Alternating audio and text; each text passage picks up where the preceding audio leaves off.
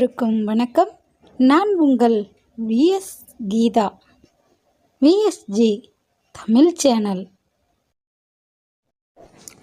Subscribe press பண்ணுங்க, bell பட்டனை click பண்ணுங்க, லைக் பண்ணுங்க, ஷேர் பண்ணுங்க, கமெண்ட் பண்ணுங்க. தேங்க்யூ.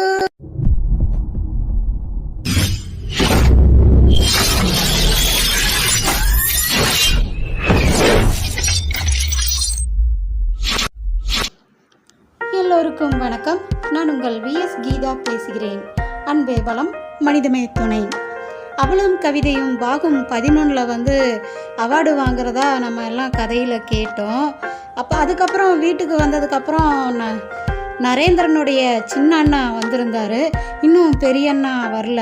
அவர் எப்போ வருவாருங்கிறத வரும் காணொலியில் கேட்போம். பருத்தி பால்காரு வீடு பால் காய்ச்சறதா சொல்லியிருக்காரு. நாம் கேட்போம். நன்றி. அதிகாலை விடியற்காலை சூரியோதயம் விடுகின்றது. பருத்தி பால்காரர் புதிய வீடு பால் காய்ச்சிட்டாங்க. பருத்தி பால்காரவங்க வீட்டில் எல்லாரும் வந்திருந்தாங்க. அக்கம் பக்கம்னு எல்லோரும் கூடி இருந்தாங்க. பருத்தி பால்கார் புது வீட்டில் எல்லாரும் மன மகிழ்ச்சியோட பால் அருந்திட்டு எல்லாரும் வாழ்த்து சொல்லிட்டு பரிசெல்லாம் கொடுத்துட்டு எல்லாம் கொடுத்துட்டு போகிறாங்க. அதுக்கப்புறம் பருத்தி பால்காரும் தங்காளம்மா வைரநாதன் பேசிக்கிட்டு இருந்தாங்க. நல்லபடியாக பால் காய்ச்சியாச்சு அப்படின்னு சொல்ல, அதுக்கு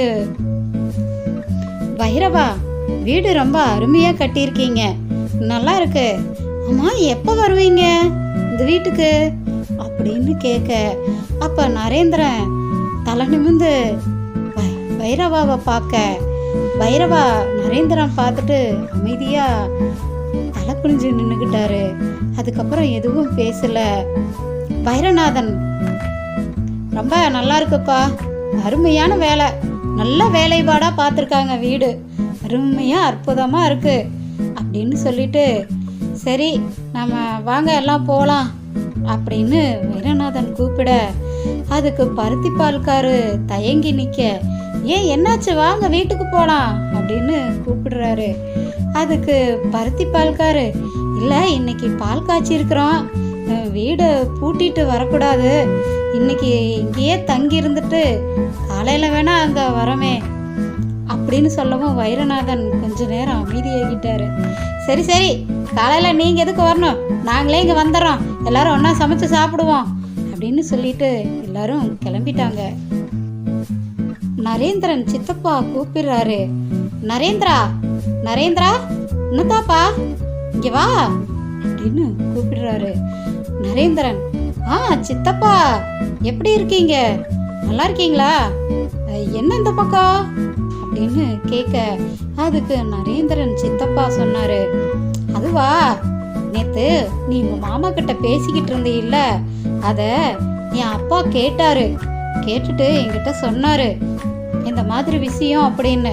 சந்தை பிடிச்சி கொடுக்குறவங்கிட்ட நீ கேட்டியா, வருஷம் ஆனால் விழா கொண்டாடும் போது எனக்கு பிடிச்சி கொடுங்க, நாடகம் போடுறேன்னு சொல்கிறதா சொன்னியா, அப்பா என்கிட்ட சொன்னார், நீயா அவர்கிட்ட போய் கெஞ்சிக்கிட்டு இருக்கிற, அவர் தான் உன்னையெல்லாம் ஒரு பொருட்டாவே நினைக்கிறது இல்லை அப்படின்னு சொல்ல, சித்தப்பா எதுக்கு சித்தப்பா அதெல்லாம், அவர் எப்படியோ இருந்துட்டு போறாரு, அது அவருடைய சுபாகம், அது ஏன் நம்ம குறை சொல்லணும், சேச்சே நான் குறையெல்லாம் சொல்லலை நரேந்திரா, எதுக்கு நீ மெனக்கட்டு இவ்வளோ திறமை வச்சுக்கிட்டு அவர்கிட்ட போய் கெஞ்சணும், சகுந்தலையப்பா சந்தை பிடிக்கிறது மட்டும்தான் குத்தகை எடுத்திருக்காரு, வசூலிக்கிறாரு பார்த்தையா, அவரு தான், அப்புறம் அவர் கூட இன்னும் 2 பேர் இருப்பாங்க, அவங்க தான் ரொம்ப முக்கியமானவங்க சந்தையில், அவங்க தான் அந்த வருஷம் விழா கொண்டாடுறது, கமிட்டியில் மீட்டிங்கு எல்லாமே அவங்க தான் பார்த்துப்பாங்க. மதியம் வீட்டுக்கு வருவாங்க அப்பா கிட்ட வசூலிக்க, அப்போ நீ வந்தேன்னா அவரை அறிமுகம் செய்கிறேன், அவர்கிட்ட பேசு, கண்டிப்பாக நீ வருஷம் விழாவில் நாடகம் போடலாம். இப்போ எங்கே சும்மா பாது இதுன்னு எதையோ போட்டுட்ருக்காங்க, நீ பேசாமல் நீ நாடகம் போட்டேன்னா புதுமையாக இருக்கும், பார்க்குறவங்களுக்கு கொஞ்சம் சந்தோஷமாக இருக்கும். அதுலேயும் விழிப்புணர்வு நாடகமெல்லாம் போட்டேன்னா ரொம்ப மக்களுக்கு பிடிக்கும்ல அப்படின்னு சித்தப்பா சொன்னார். சித்தப்பா, நீங்கள் சொல்கிறதெல்லாம் எனக்கு கேட்டேன்னா ரொம்ப சந்தோஷமாக இருக்குது. ரொம்ப கவலையாக வசனமாக இருந்தேன். இந்த மாதிரி மாமா இப்படி கிராக்கி பண்ணுறாரேன்னு நீங்கள் சொன்னது எனக்கு ரொம்ப மகிழ்ச்சி சித்தப்பா. மத்தியானம் வந்துடுறேன், வந்து அவரை பார்த்துக்கிறேன், பார்த்துட்டு பேசிடுறேன் சித்தப்பா. நீங்களும் கொஞ்சம் அவர்கிட்ட சொல்லுங்க அப்படின்னு சொல்ல, உங்கள் மாமா மாதிரியெல்லாம் கலையில் பற்றி தெரியாதவங்கள, நானும் எல்லாம் தெரிஞ்சவன் தான்ப்பா. அப்புறம் காலேஜ் போகணுமே எப்போ? இன்னைக்கு நைட்டு கிளம்புற சித்தப்பா அப்படின்னு நரேந்திரன் சொல்ல, அதுக்கு அவங்க சித்தப்பா, நரேந்திரா, நீ சொல்கிறதெல்லாம் சரிதான், ஆனால் எப்படி நீ காலேஜ் போயிட்டு படிப்பையும் பார்த்துட்டு நாடகமும் எடுக்க முடியும்? இது எப்படி அப்படின்னு கேட்க, அதுக்கு நரேந்திர, சித்தப்பா, எனக்கு சனி ஞாயிறு லீவு கிடைக்கும். வெள்ளிக்கிழமை கடைசி பஸ்ஸு பிடிச்சா கூட நான் வந்துடுவேன். பக்கம் தானே.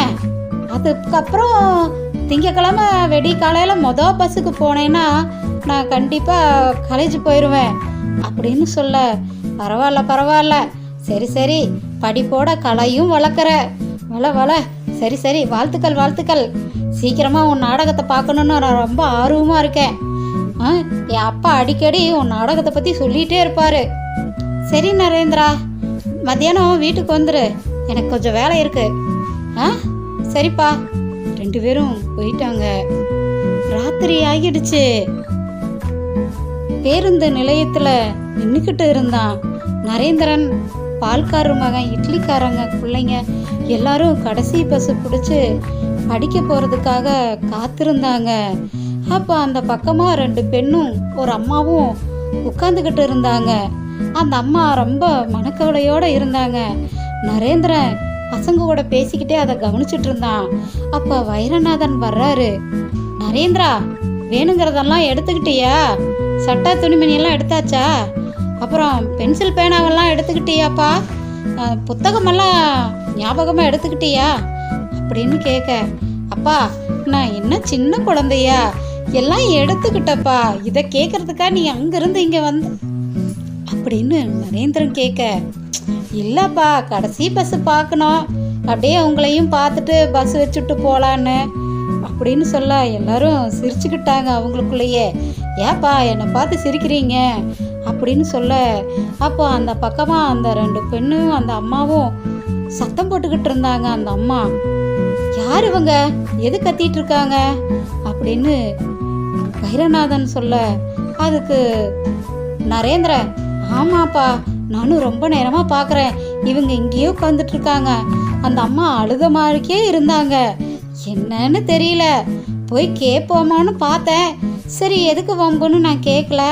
நீங்கள் வேணா போய் கேட்டு பாருங்கப்பா, எனக்கு ரொம்ப கஷ்டமாக இருக்குது அவங்கள பார்த்தா அப்படின்னு சொல்ல, அதுக்கு பசங்களாம், அதானே, எங்கடா இன்னும் நல்லவர் வல்லவர் சேவை செய்ய போகலையே நினச்சேன், மனசுக்குள்ளேயே துரை நினச்சிட்டு இருந்திருக்காரு அப்படின்னு சொல்லி எல்லாரும் கிண்டல் பண்ண, அதுக்கு நரேந்திரன், ஏய் சும்மா இருங்கப்பா, எந்த நேரத்தில் கிண்டல் அடிக்கணும்னு தெரியலையே உங்களுக்கு அப்படின்னு சொல்ல, வைரநாதன் போய் அந்த பெண்கள்கிட்ட அந்த அம்மா கிட்டையும் பேசுகிறாரு.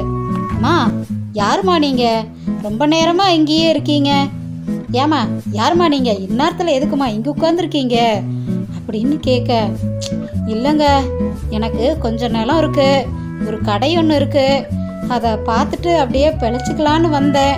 எங்கள் வீட்டுக்கார் எப்போவோ வாங்கி போட்டது, நான் அவர் இறந்ததுக்கப்புறம் இப்போ தான் வந்தேன் இந்த ஊருக்கு. இருட்டாகி போச்சு, விலாசம் தேடி போகிறதுக்கு தெரியாமல் அப்படியே உட்காந்துக்கிட்டேன், திக்கு தெரியாமல். இங்கே யாரையும் எனக்கு தெரியாது, எந்த சொந்த பந்தமும் இல்லை, என்ன பண்ணுறதுன்னு தெரியாமல் பித்து பிடிச்சி உட்காந்துருக்குறேன் அப்படின்னு சொல்ல, உங்கள் பேர் என்னம்மா? என் பேர் சுப்புலட்சுமி. ஓஹோ, சரிங்கம்மா, பேர் ரொம்ப நல்லா மங்களகரமாக இருக்குது. சரிம்மா, இது எங்கள் பசங்க இன்றைக்கி தான் படிக்க போகிறாங்க கல்லூரிக்கு. நாங்கள் கிட்டத்தட்ட இங்கே ஒரு 10-15 வருஷத்துக்கு மேலே ஆகுது. வீடெல்லாம் சொந்தமாக வாங்கி கட்டிட்டோம். எங்கள் வீட்டில் எல்லாம் இருக்கிறாங்க. வாங்க, நீங்கள் வேணா, எங்கள் சம்சாரம் நல்லா பேசுவாங்க, எங்கள் வீட்டில் உங்களை நல்லா பார்த்துக்குவாங்க, நீங்கள் காலையில் எழுந்திரிச்சு விலாசம் தேடுவோம் அப்படின்னு சொல்ல, ஆமாம் ஆமாம், எங்கள் அம்மா ரொம்ப நல்லா பார்த்துக்குவாங்க, நீங்கள் எங்கே போகணும் என்ன பார்க்கணுங்கிறது எல்லாமே உங்களுக்கு உதவி செய்வாங்க. இந்த ராத்திரியில் நீங்கள் ஏன் தனியாக இங்கே உட்காண்ட்ருக்கணும்? பேசாமல் எங்கள் வீட்டுக்கு போங்க, தைரியமாக நீங்கள் நம்பி போகலாமா அப்படின்னு சொல்ல, அதுக்கு அந்த பெண்களை 2 பேர்த்தையும் அந்த அம்மா பார்த்தாங்க. அந்த பெண்கள் 2 பேரும் சரின்னு சொல்ல மௌனமா அதை கேட்டுட்டு அவங்களும் எழுந்து வைரநாதன் கூட எந்திரிச்சு கிளம்பி வர, அப்போ பேருந்து வருது. பசங்கள்லாம் பேருந்தில் ஏறிட்டாங்க. இவங்க நடந்து வீட்டுக்கு போக பசங்கள்லாம் பேருந்தில் போயிட்டு இருக்க. நன்றி, வணக்கம். நான் உங்கள் விஎஸ் கீதா. அன்பே பலம், மனிதமே துணை. மீண்டும் அவளும் கவிதையும் பாகம் 13 நாம் கேட்போம்.